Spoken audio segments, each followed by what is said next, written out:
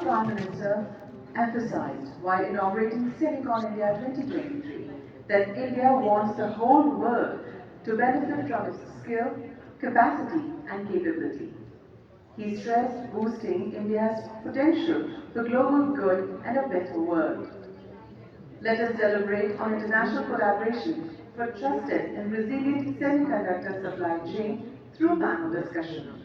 I would like to call upon stage Sri Anshuna Tripathi, member NSCS as moderator. We welcome you, sir. We also wish to welcome the panelists, Sri Mike Hange, Consulate General, U.S. Embassy. Welcome. We welcome Ms. Koyoko Okubo, Minister of Economic Development, Japan. Welcome, ma'am. We welcome Ms. Georgina Rose Mackay, First Secretary, Australian High Commission. Welcome, ma'am. And last but not the least, Sri Arijit Ray Chaudhary, Professor, Georgia Tech. Welcome, sir. As the panelists take their seats, let me introduce you to Sri Anshuna Tripathi.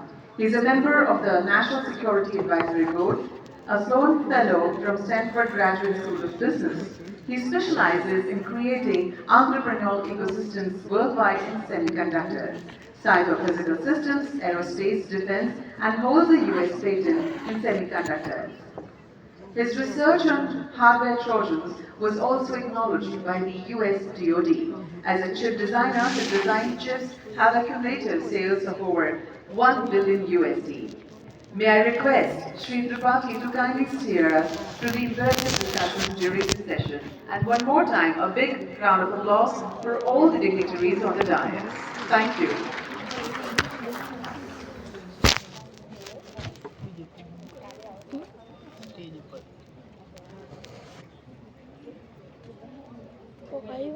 Thank you, ma'am. Good morning, Semicon India. And my heartiest congratulations to you all. Yeah, you need a round of applause. Wake up. It's the third day of the Semiconductor Conference.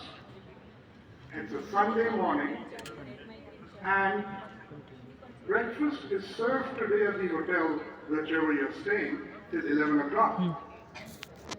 You put all that aside and showed up here, as they say in the United States, bright-eyed and bushy-tailed. So, you certify as a hardcore semiconductor fan or a hardcore semiconductor practicing person. Congratulations. If you need an official certificate, I'm sure the ministry would like to give you one. So, with that, we have an excellent panel here for you today. We'll talk about the larger things because we have now come on stage to talk about how we can collaborate and how internationally we can all work together. Many countries have now signed up and also created their own incentive packages for onshoring as well as collaboration. As we all know, not one country can do it all.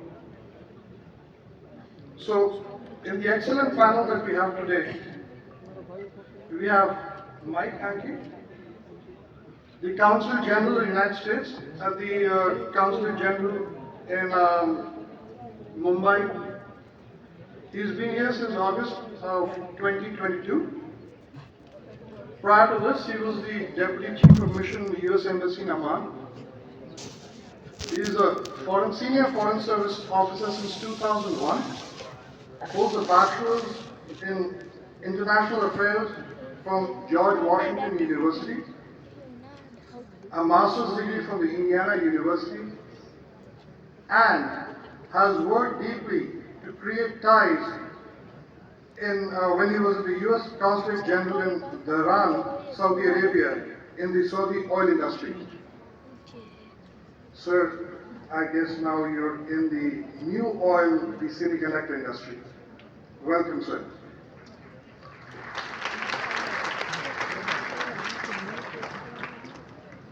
Ms. Kyoko Akugo-san, for those who don't know, san is the courteous way of referring to a person in Japan. So, Kyoko-san is the Minister of Economic and Development at the Embassy of Japan in New Delhi. She's had a distinguished career and held several positions of eminence. She promoted bilateral diplomatic relations between India and 22 European countries when she was the Director of Western Europe Division of the Ministry of Foreign Affairs in Japan. Before that, she was in charge of diplomacy regarding gender equality and women empowerment as Director of Gender Mainstreaming Division of MOFA. And I can assure you, ma'am, this is the most gender-balanced panel of Semicon today. We also have Ms. Georgina Rose McKay, the first Secretary of Economics from the Australian High Commission in New Delhi. She leads on cyber and critical technology policy, has been in India for 2.5 years, so she's got used to the spicy food. She holds a BA and JD from the University of Melbourne and has held roles across the public service as a lawyer and policy officer, including the International Cybercrime Negotiations, and as an expert on privacy law. Welcome, ma'am. We also have a professor of Indian origin, Professor Arijit Ray Chaudhary, who is the Steve Chadwick Chair and Professor at the School of Electrical and Computer Engineering at the Georgia Institute of Technology in Atlanta, USA. I should probably speak with more Georgian drawl, pull my words a little more down, but for the time being, I'll stay Indian. He has done his PhD from Purdue University, which jokingly people also say the Purdue University. And as many might feel that in the group of diplomats we have a professor, well, let me remind you, semiconductors only works on impurities. We need one person who's different from all the others to get the conversation going. With that, I'll take my chair there and ask the first questions from there. Is that okay with the team? Or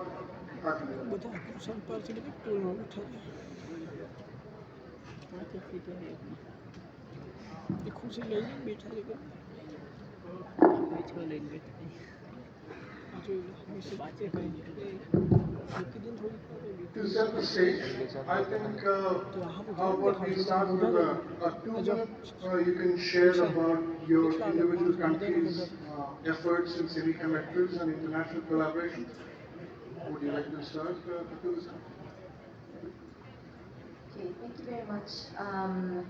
Well, it's a great honor for me to speak out in front of such a huge number of people, which are who are the specialists in semiconductor. I'm a diplomat and not the very much expert, but from the diplomatic point of view, I'd like to make a contribution on this panel. And at the outset, I'd like to explain a little bit about Japanese policy, as well as the very recently concluded MOC on the Japan-India Semiconductor Supply Chain Partnership, which is concluded just 10 days ago. So please let me explain about these two things. And as regards Japanese policy on semiconductor, it comprises 3 steps. The first step is to strengthen the supply chain for general purpose semiconductors used in cars, cell phones, or other electronic devices. And the second is to catch up with cutting-edge technology of the world. The Japanese technological capability is said to be 10 years behind the state of the art, and the public and private sectors in Japan are making concerted efforts to get closer to 2 nanometer technology And the third is the R&D of next generation technology, such as those used in quantum computer through international cooperation. Well, first step, the government is trying to realize resilient supply chain, for example, through giving assistance to the establishment of factories with TSMC in Japan. For the second step, Japan has established LSTC, meaning Leading Edge Semiconductor Technology Center, as open and collaborative R&D platform for cutting-edge technology where cooperation among the US, EU, and Japan is being promoted. So we are at the same time announcing the establishment of Rapidus, which is supposed to be a mass production entity of that very high level semiconductor. So we expect the result of the international cooperation in R&D making Rapidus up to speed with the most advanced foundries. So in each step that you see, we need international cooperation. So not only to advance our technology, but also to strengthen resilience of our supply chain. And it's quite important to collaborate with countries which we can share value and trust. So for us, it is logical to see India as one of the important partners to enhance cooperation in this field. In this backdrop, Japan has concluded the Japan-India semiconductor supply chain partnership. And we expect mainly 2 points from this new partnership. The first point is to promote talent and workforce development. Japanese companies are highly interested in Indian semiconductor human resources, and especially in the company in the field of design. It is said already that 20% of talent in Intel, Micron, and other top companies are Indians.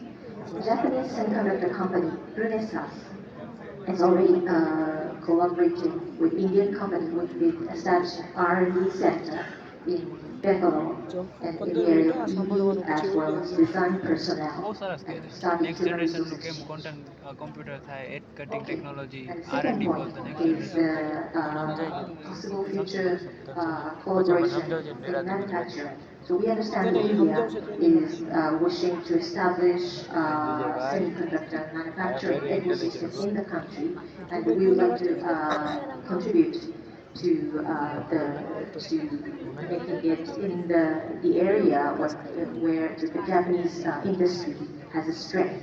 So, well, in several areas like equipment or specialty chemicals, we would like to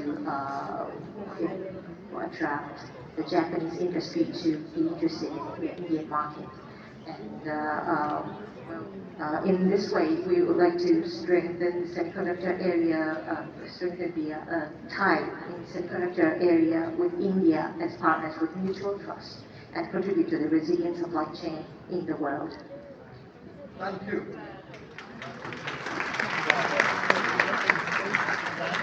No wonder Japan is one of the frontline players in semiconductors. There's lots going on. Mike? Thank you, Anshuman. नमस्ते मैं बहुत खुशी हुई कि आपके साथ मौका हूँ आज. And for my Tamil friends, Vanakkam and Rumba Sandoshamaka. I studied here in high school and then I came back to work and I found a lot of people are from the state where I studied in Coimbatore. So it's great to be here. It's great to be on stage with my SWAT partners. It's great to have this invitation and to follow the Honorable External Affairs Minister in speaking.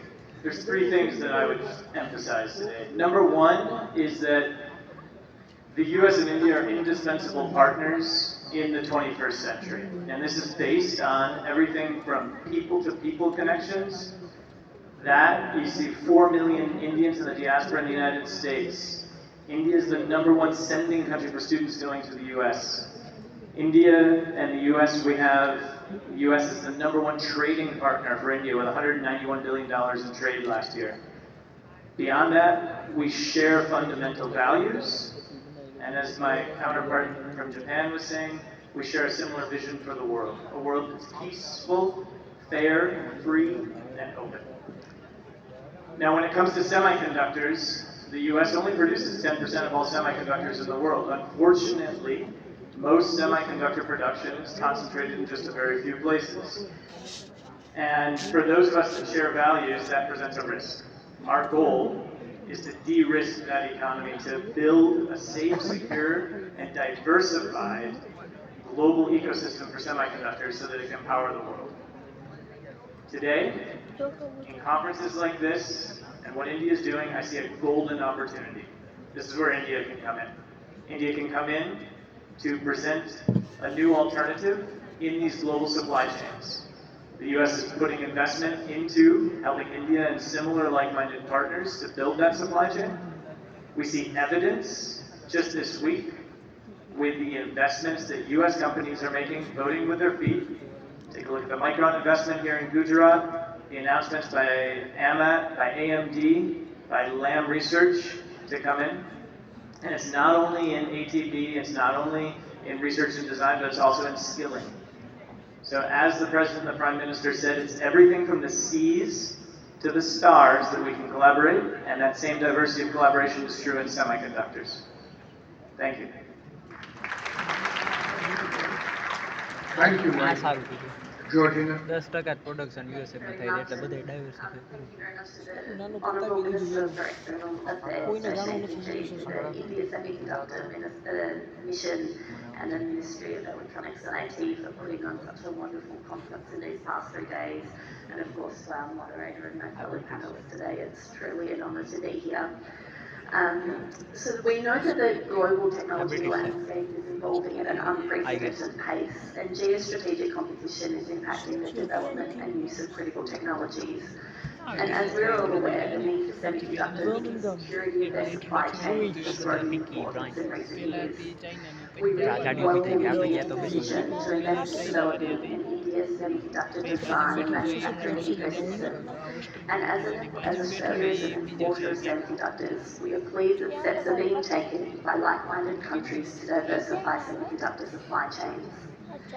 The Australian government recognises the importance of critical technologies and is targeting $1 billion of investments in critical technologies through the National Infrastructure Fund.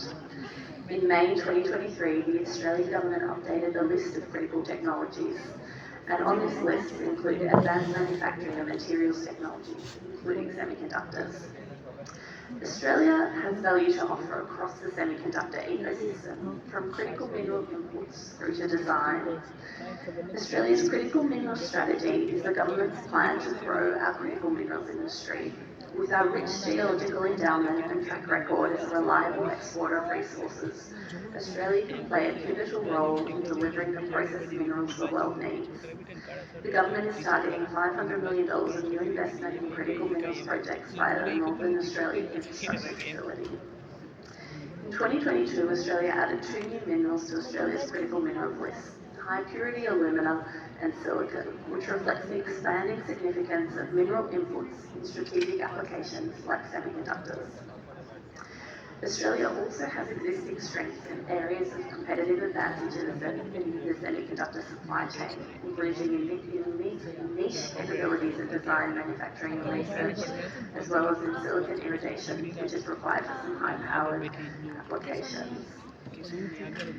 No single country can tackle the geostrategic challenges presented by critical technologies on their own, and Australia is working with our international partners to invest in and safeguard our critical tech industries. Strong partnerships are essential to realising our shared vision of a region that is open, stable, prosperous and respectful of sovereignty. In March this year, Australia and India agreed to deepen cooperation and extend existing commitments to the Australia-India Critical Minerals Investment Partnerships. Investments under the partnership will seek to build new supply chains underpinned by critical minerals processed in Australia that will help India's plans to become a global manufacturing hub, including for electronic vehicles. We are also pleased to work with India under our framework arrangement on cyber-enabled critical technologies, which provides a strong architecture for government-to-government engagement. The Quad 2 has focused on critical technologies. and Quad partners are leveraging our combined strengths and capabilities to tackle critical tech challenges. This includes ensuring critical and emerging technologies are governed by shared principles, bolstering resilience against cybersecurity threats, and cultivating next-generation STEM talent through the Quad Fellowship. The Quad has also mapped its capacity and vulnerabilities in global semiconductor supply chains and has decided to better leverage our complementary strengths to realize our diverse and competitive market for semiconductors.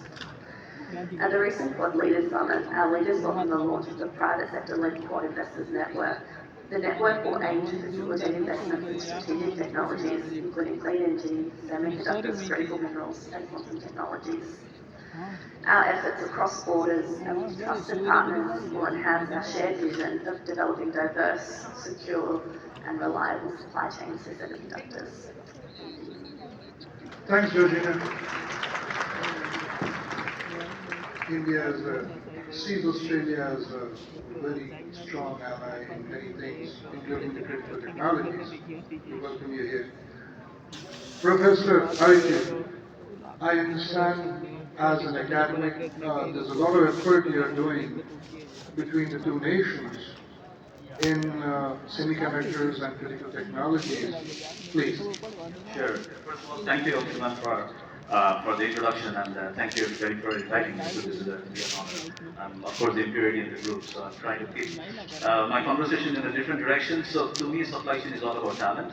And semiconductors is one area where, as Mike mentioned, the manufacturing is getting concentrated in particular areas of the world, and so is talent. So providing diversification of talent is another critical aspect of being able to have more of a globalized supply chain in the world. So the couple of points I'm going to make is one, the first one would be on research. There are lots of opportunities for us to kind of collaborate on research projects and research-related activities, particularly with the strong presence of the semiconductor companies coming to India. There is a huge zest for I'd say collaborative research, which has direct implication on manufacturing, design, as well as the entire stack for semiconductors. Very recently, right before Prime Minister Modi visited the White House, there was a report which was written by the Association for American Universities on how to collaborate with India, particularly in research, and that is there were a lot of contributors there, mostly from the U.S. and as well as with inputs from the IITs and IIScs. So that is going to act as a blueprint for many of the things that we need to do, particularly in understanding how research has to be conducted. Particularly, there is a renewed focus on research which has dual use, which means both on the commercial side as well as on the defense side. The next part is particularly important because in the US we have, for example, different levels of technology readiness. And we know how to work across those TRL levels on research areas which have, let's say, this confidentiality and export control associated with it. So that's something that we need to figure out in the next several years on how we are going to manage those issues as we start working research collaborations across the countries. So there was also IndusX, which is a new initiative for lab to startup incubation, both in India as well as US.